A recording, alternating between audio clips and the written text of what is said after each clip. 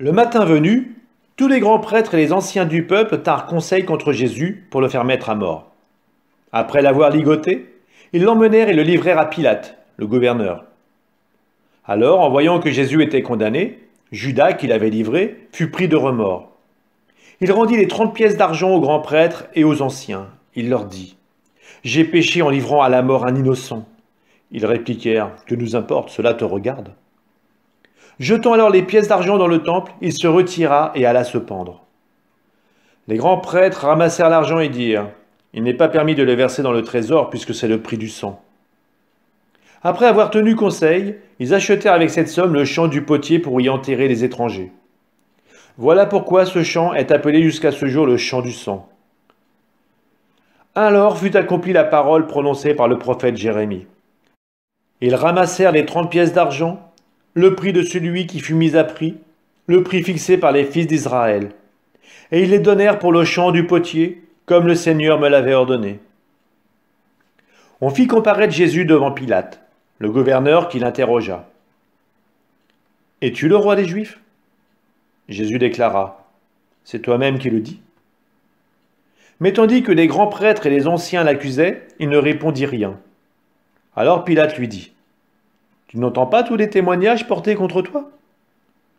Mais Jésus ne lui répondit plus un mot, si bien que le gouverneur fut très étonné. Or, à chaque fête, celui-ci avait coutume de relâcher un prisonnier, celui que la foule demandait. Il y avait alors un prisonnier bien connu, nommé Barabbas. Les foules s'étant donc rassemblées, Pilate leur dit : « Qui voulez-vous que je vous relâche, Barabbas ou Jésus appelé le Christ ?» Il savait en effet que c'était par jalousie qu'on avait livré Jésus. Tandis qu'il siégeait au tribunal, sa femme lui fit dire : « Ne te mêle pas de l'affaire de ce juste, car aujourd'hui j'ai beaucoup souffert en songe à cause de lui. » Les grands prêtres et les anciens poussèrent les foules à réclamer Barabbas et à faire périr Jésus. Le gouverneur reprit : « Lequel des deux voulez-vous que je vous relâche ?» Ils répondirent : « Barabbas. » Pilate leur dit : « Que ferai-je donc de Jésus appelé le Christ ?» Ils répondirent tous : « Qu'il soit crucifié. » Pilate demanda : « Quel mal a-t-il donc fait ?»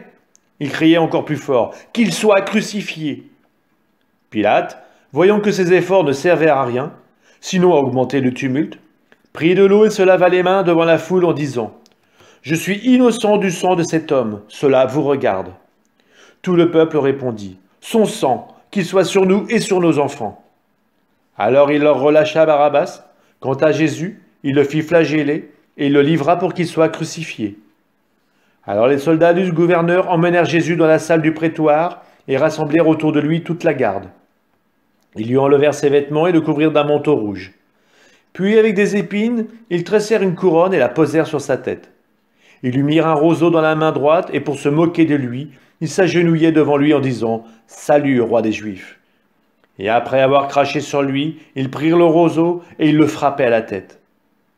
Quand ils se furent bien moqués de lui, ils lui enlevèrent le manteau, lui remirent ses vêtements et l'emmenèrent pour le crucifier. En sortant, ils trouvèrent un nommé Simon, originaire de Cyrène, et le réquisitionnèrent pour porter la croix de Jésus. Arrivés en un lieu dit Golgotha, c'est-à-dire lieu du crâne ou calvaire, ils donnèrent à boire à Jésus du vin mêlé de fiel. Il en goûta, mais ne voulut pas boire.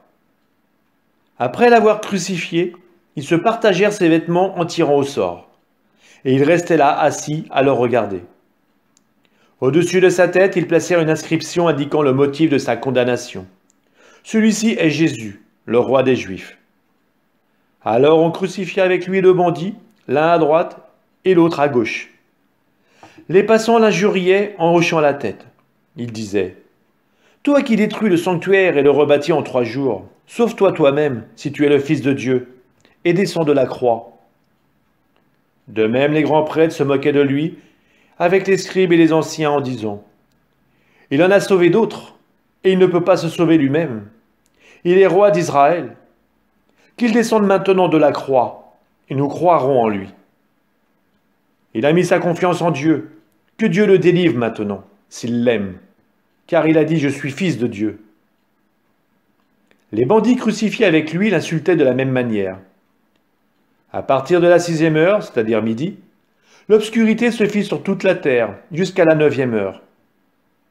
Vers la 9e heure, Jésus cria d'une voix forte, « Élie, Élie, lama sabachthani » ce qui veut dire « Mon Dieu, pourquoi m'as-tu abandonné » L'ayant entendu, quelques-uns de ceux qui étaient là disaient « Le voilà qui appelle le prophète Élie » Aussitôt l'un d'entre eux courut prendre une éponge qu'il trempa dans une boisson vinaigrée. Il la mit au bout d'un roseau et il lui donnait à boire. Les autres disaient « Attends, nous verrons bien si Élie vient le sauver. » Mais Jésus, poussant de nouveau un grand cri, rendit l'esprit. Et voici que le rideau du sanctuaire se déchira en deux, du plus haut jusqu'en bas. La terre trembla et les rochers se fendirent. Les tombeaux s'ouvrirent. Les corps de nombreux saints qui étaient morts ressuscitèrent. Et sortant des tombeaux après la résurrection de Jésus, ils entrèrent dans la ville sainte et se montrèrent à un grand nombre de gens. À la vue du tremblement de terre et de ces événements, le centurion et ceux qui, avec lui, gardaient Jésus, furent saisis d'une grande crainte et dirent « Vraiment celui-ci était fils de Dieu ».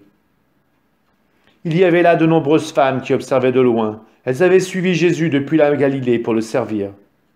Parmi elles se trouvait Marie-Madeleine, Marie, mère de Jacques et de Joseph, et la mère des fils de Zébédée. Comme il se faisait tard, arriva un homme riche, originaire d'Arimathie, qui s'appelait Joseph, et qui était devenu lui aussi disciple de Jésus. Il alla trouver Pilate pour demander le corps de Jésus. Alors Pilate ordonna qu'on le lui remette. Prenant le corps, Joseph l'enveloppa dans un linceul immaculé, et le déposa dans le tombeau neuf qui s'était fait creuser dans le roc. Puis il roula une grande pierre à l'entrée du tombeau et s'en alla. Or, Marie-Madeleine et l'autre Marie étaient là, assises en face du sépulcre. Le lendemain, après le jour de la préparation, les grands prêtres et les pharisiens s'assemblèrent chez Pilate, en disant « Seigneur, nous nous sommes rappelés que cet imposteur a dit de son vivant, « 3 jours après, je ressusciterai. » Alors donne l'ordre que le sépulcre soit surveillé jusqu'au 3e jour, de peur que ses disciples ne viennent voler le corps et ne disent au peuple « Il est ressuscité d'entre les morts ». Cette dernière imposture serait pire que la première. Pilate leur déclara « Vous avez une garde. Allez, organisez la surveillance comme vous l'entendez. » Ils partirent donc et assurèrent la surveillance du sépulcre en mettant les scellés sur la pierre et en y plaçant la garde.